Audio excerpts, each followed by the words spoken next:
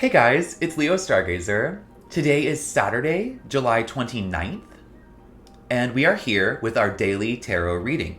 Today's intention is deep desire. If you remember, this week has been a lot about our garden, tending to our garden, planting the seeds, letting the sun shine, dealing with any obstacles to the growth of our most sincere intentions. And today, I want us to really focus deep into our centers of desire today. What we want our garden to be once it's grown. What is our deepest desire if our intention comes to fruition? What would be the best outcome? And not surface level, not like, oh, it'll be a pretty flower. What will that flower be used for by us? What's our deepest desire, our most yearning need for that to be? What do we want that to be? Let's think about that while we shuffle our deck. Okay, so I do my regular shuffle today, and I'm imbuing the deck with a sense of deep desire. It's almost like as I'm shuffling, I'm trying to picture diving into myself, pushing past anything that's blocking my way so I can get to the core of my desires, whatever those are. And I want to imbue the deck with that sense of depth today. So that's what I'm going to be doing while I shuffle. Do that with me, or just think about understanding the day if that sounds better for you. And we will take a couple moments, a few deep breaths, and center ourselves while I shuffle the rest of the deck.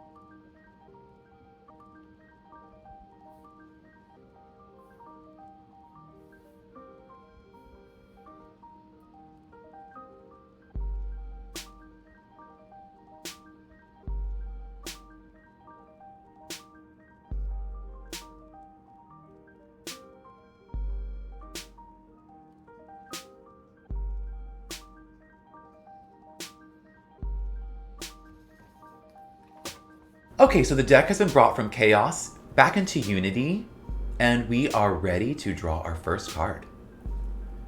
We are doing our thinking, feeling, doing spread as usual, and the card that I draw in the thinking position is the Page of Swords reversed. The Page of Swords reversed in the thinking position is definitely telling me that my thoughts, or our thoughts, are going to be on feeling above it all, but almost to an extreme. This may be talking to some of the deepness I'm trying to tap into.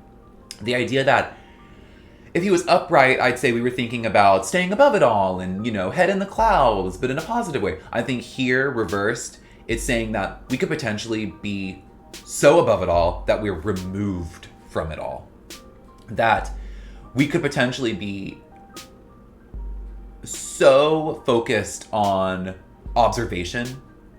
I was trying to bring us into a little detail-focused energy this week, but I think now it's maybe saying that we could be so over-focused on that we maybe are almost aloof. We're almost just not in our world even. We're just kind of above it, in the air, in the clouds, but lost there. And in terms of thoughts, I think it's clearly saying you could get lost in thoughts, and that could keep you from the perspective that you need to get to understand your deepest desires. Let's check out feeling though to see how we're feeling about that. In the feeling position, I draw the Two of Wands reversed. The Two of Wands reversed in the feeling position here, we got the Two of Wands reversed in doing yesterday, but the Two of Wands reversed in feeling, I think, is similar. And here I think it means that we are feeling ready to break free. So we're feeling ready to use our passion, use our planning to break out into the world. Send our emotions into the world. But this is calling for a passionate engagement with that. So there could be some fear involved there. There's definitely hope involved there. So I think if we're doing that, it's going to be really hard to do that if we're in this reverse page of wands thinking space where we are kind of above it all and kind of aloof and, too over-focused on perspective and not on what's actually real and rooted in our lives. And I think the Two of Wands reversed in feelings is showing if our brain's there, our heart wants to kind of explore this emotional journey. So that balance, I think, is key. It's saying don't get lost in your thoughts to the point where you can't really see the perspective because your emotions, your feelings are ready to go there. So let's see what the doing card tells us. In doing, I draw the Two of Swords. So here I think it's almost a combination. Again, it's a two, so that ties into the Two of Wands. It's swords, so that's bringing us back to the Page of Swords. It's saying that I have the potential to be defensive, or the opposite side, or I have the potential to be defensive and stalled out in my decisions, not able to rationalize my thoughts and feelings, or I'm ready to decide, or I need to decide. I need to make a choice. Either it's a choice between my thinking and feeling lives, my thinking and feeling parts of my existence, parts of my being. I think it's calling for leading with one or the other, choosing one mode of thinking or another.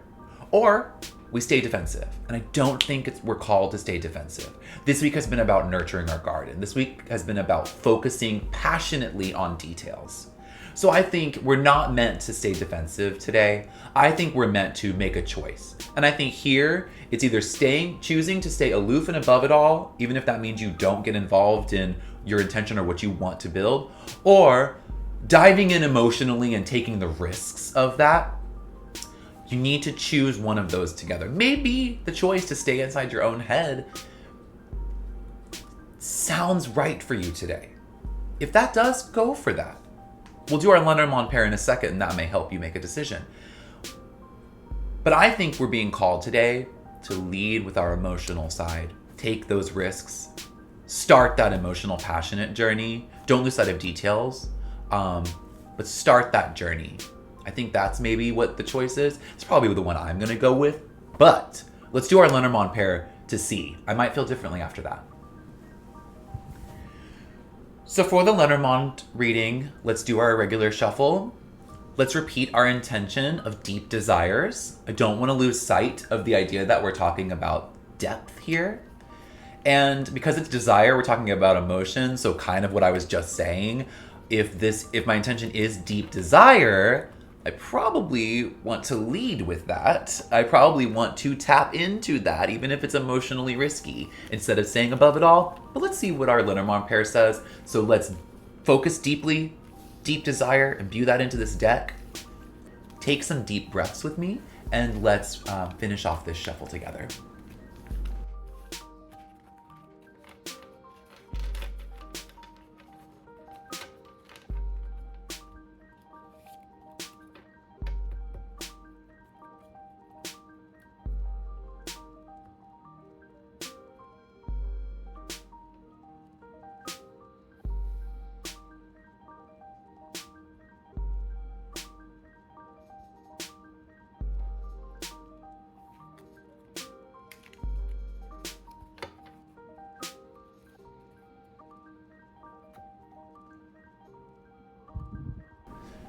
Okay, so we've brought the deck from chaos back into unity, and we are ready to draw our pair.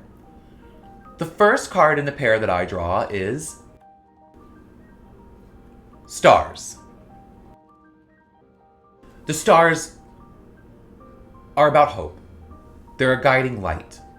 They could be about dreams, visions, definitely something with intuition, potentially illusion, but in the most positive aspect of that word, more visionary, I think, or like about our dreamscapes. So let's see how the second card in the pair clarifies this as an action. The second card that I draw is dog. The dog is our companion. So we're talking about companionship. We're talking about loyalty. We're talking about a committed partner, but definitely a loyal companion.